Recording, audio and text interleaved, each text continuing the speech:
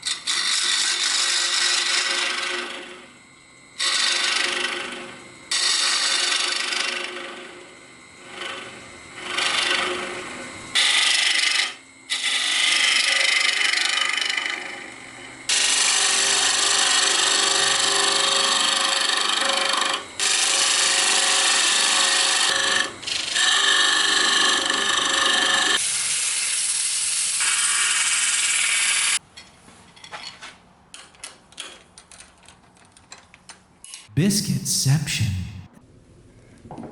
And well, it actually punched them out, but they just weren't quite right. So it was time to head into the garage and turn to the pile. What's in that pile? What I'm going to make today is a biscuit cutter, and this piece of spalted birchwood was the perfect size for what I have in mind. All right, for those of you outside the US and Canada, you may be scratching your head a bit here, and let me help alleviate the confusion with some quick talk about the great cookie-biscuit divide. See, outside of the US and Canada, what you call biscuits are to us what we call cookies. Over here, a biscuit is something else entirely. It's buttery, flaky, savory, delectable on their own, or with jam, honey, or doused in sausage gravy.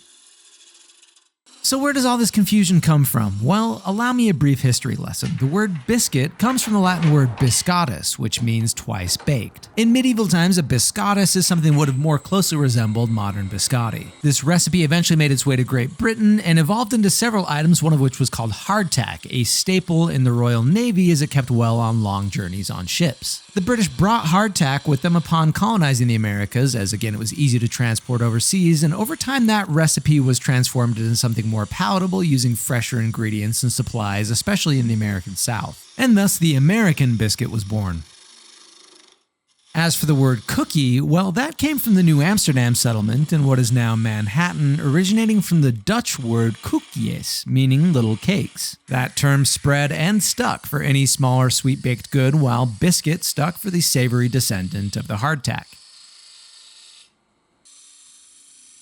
And if you thought we were finished in History Corner, think again, because I want to talk about the biscuit cutter. The first mechanical biscuit cutter was invented by a man named Alexander P. Ashbourne. Born into slavery in Philadelphia in 1820, Ashbourne would have been emancipated sometime by at least 1847, when all enslaved people in Pennsylvania had been freed. By 1863, Ashbourne had become a well-known caterer in the city, and while on this job, he noticed that biscuits were hand-patted and lacked a consistent form. So he spent the next decade working on a device, and by 1875, he invented a spring-loaded mechanical cutter made to easily cut large quantities of biscuits into consistent shapes. In 1876, he was granted a patent number for his invention, and he continued to invent, also receiving a patent for processing coconut oil in 1877. And in 1880, he moved to Oakland, California to run a convenience store where he lived until the age of 95. This is obviously a much simpler tool than Ashbourne's invention, but it should nonetheless get us some consistent shapes. The main thing I was focusing on was making sure the diameter was wide enough, and also especially that the depth was deep enough. I didn't want to accidentally smash the dough when I punch into it. Also important to drill holes in there so air can pass through and dough doesn't get stuck up in the cutter.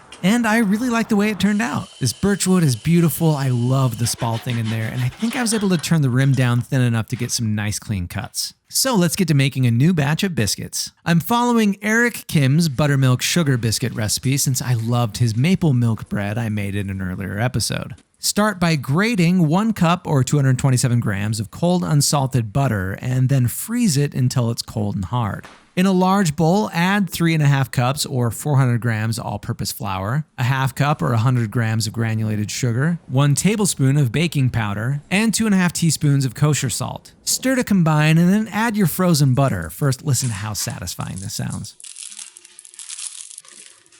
Mix it together until the butter is all coated, and then add 1 1/4 cups or 300 grams of cold buttermilk, starting with half, mixing together, and then adding the rest. Make sure to avoid overmixing. It's gonna feel dry and crumbly, but that's okay. Turn it all out onto a working surface and using your hands, gently press the crumbs together and use a floured rolling pin to gently roll into a 1-inch thick rectangle. Then, using a bench scraper, fold it in half. It's gonna feel like it's falling apart and crumbly, but don't worry, it'll all come together. Then rotate and repeat the process 5 times, folding, rolling, and rotating, and flouring the surface when needed. You'll feel it start to really come together. Fold for a 6th and final time and roll to about 1.5 inches thick. I think I went too thin, but it's fine. Then the recipe calls for cutting into 9 equal squares using a sharp knife or a bench scraper, but hey, this is a biscuit cutter episode, so we gotta try out our new tool. So let's dip it in some flour, and would you look at that? This works like an absolute charm. What do you know? One made out of wood works better than one made out of an actual biscuit. Place them onto a parchment-lined baking sheet and into a 375-degree oven for 25 to 35 minutes, rotating halfway through until golden and gorgeous, just like this. Brush with melted butter and sprinkle with flaky salt, and let's dive in.